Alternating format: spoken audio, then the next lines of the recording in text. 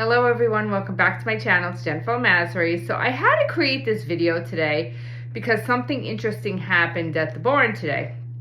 So I went to the barn and there was another horse there, and the horse was just having a lesson in the large ring and just hanging out for a little bit. But I noticed Tink was very, I guess his energy was totally off by this whole situation. So when I walked to the barn, I could feel the energy. The energy felt to me just very chaotic, I guess you could say, compared to what it used to be. So usually it's very light, very airy, very calm. It just felt very chaotic. So I took that, into account. And as I said hello to him, walking around, watching him in his indoor-outdoor paddock, I noticed that he did not come in to greet me like he normally does at the stall. So that was definitely something I took into account. And I decided to actually, ride him in the large ring as well. And I was with my two kids. And so we slowly just started to brush him and just to see where his energy was at. And as I was brushing him, I was noticing that he was starting to, really be bothered by the other horse, wanted to know who he was, and really just, I guess was so, he was just concentrating on this. Like he couldn't have another thought is what I noticed. So right away, I just put on his halter. I'm like, okay, if we're going to do this, let's do this with the halter on, because at the time I couldn't actually put him on cross ties because, it was just a lot going on in the barn, and I just didn't want to do that to him. So I just put him on, the halter on in his paddock, which we've done before and we've tacked up before in the paddock. And I did a little bit of series of groundwork with him as I was in the paddock just to see where he was mentally again. So the groundwork consisted of having him look at the situation, having him back up, having him have another thought.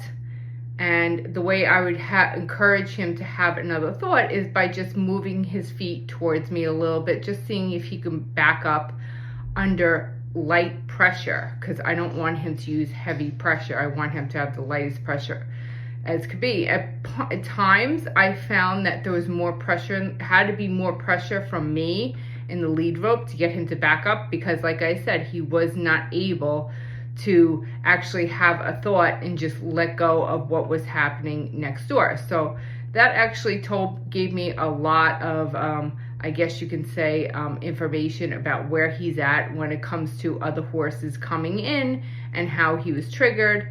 And I also decided to look into him, what was going on with him, intuition-wise. And my intuition was telling me it had a lot to do with, I guess, the energies being very different, just a little bit more chaotic, definitely raised. And me being there was also a trigger for him in the sense where he was being triggered by when he used to go into shows, how he felt at that moment. And he doesn't like shows, so he was actually triggered by that. And he was also triggered in the sense where times where he was possibly leased out to other people. So this is all going on into his head. And Tink, also being an intuitive when it came to horses, he's very intuitive.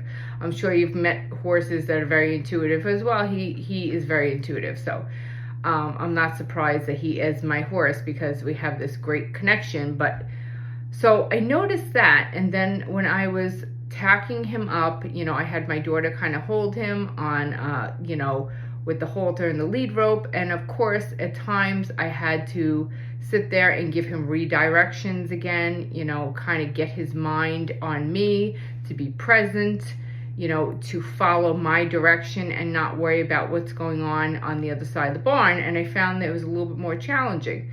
So as I put the saddle on, we get it on, everything's fine. He's, as we're going through this process, I guess you can say not in the beginning, but at the end, I noticed that it slowly ramped up. His thoughts, his feelings, and things like that. So I get the saddle on, next is the bridle. I go to put the bridle on, and I notice one big shift is instead of him putting his head down into the bit and welcoming the bit, he actually put his head to the right. So right then and there should have been a cue for me as the owner, as the rider, to kind of think to myself, well, maybe this is the point where I should just say, this is not a good idea. I did not, of course, and I just kept on going, and I put the bridle on him, and then next I just clip the throat latch and then take the reins over his head, and then here we go. We're gonna walk from outside into the stall and then into through the barn into the paddock was my thoughts. So all of a sudden, as I'm pulling the reins over his head and we're walking into the stall, we get into the stall and here's resistance again. He actually backs up in the stall. His body gets super hard. His mouth gets very tight. His eyes start to widen.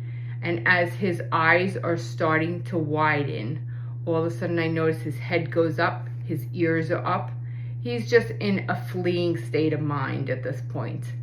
And I said to myself, I'm like, wow, look what's happening. He has never behaved like this before.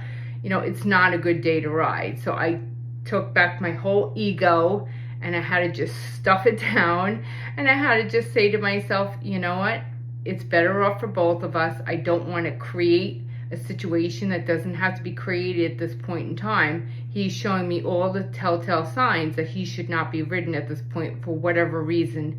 He's working through something, and obviously there are holes in his education that I have to work through, but it's not the time or the place to work through his education, because that would have to be done on the ground. That would have to be done on the ground, in the riding ring, with, yes, some sort of stimulant, but not like we had today. So I took that into account. So I slowly took off the saddle, handed it off to my daughter, and then I slowly took him outside into his paddock, and then I released him and took off the bridle. Now, as I took off the bridle, I noticed that he fleed. Now, what I mean by flee, he actually trotted away from me. Now, any horse that trots away from you or just leaves quickly when you release them, that definitely means there's something going on in their mind. There's something going on in their mind that they are trying to run away from or fix or whatever it is.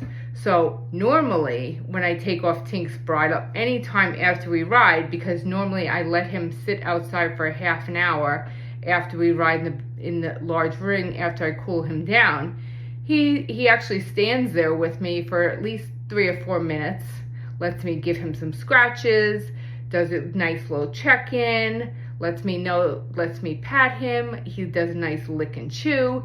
His head is down, he's relaxed, his body's relaxed. We're all done with riding, and then when he's ready, he's gonna go off and eat like 5 minutes of grass. This did not happen. Right away, he was like, I'm out of here. So my point to you is, I'm putting this video out because I think it's important, because too many people miss the signs that our horses are giving us. Our horses are constantly talking to us. We just have to listen, and sometimes we're not listening. It can be when you're sitting there and you're going to saddle your horse, and you notice before you even get the saddle on, they're sitting there, they're all like this, they're raising their head up, they got their neck up, they're anticipating the saddle being put on their back. This is something you have to work through with your horse. Why are they anticipating the saddle being put on their back? You're gonna have a bad ride, I'm telling you. I mean, maybe it just might be a challenging ride. It might not be horrible, but it might be challenging.